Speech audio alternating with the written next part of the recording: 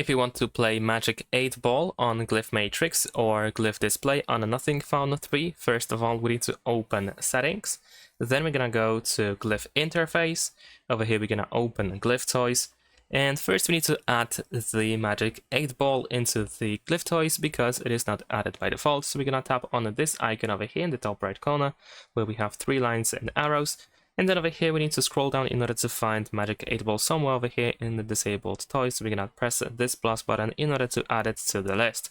Now you should be able to find 8 Ball over here on this list of toys, and you can even select it over here in order to immediately display it over here at the back.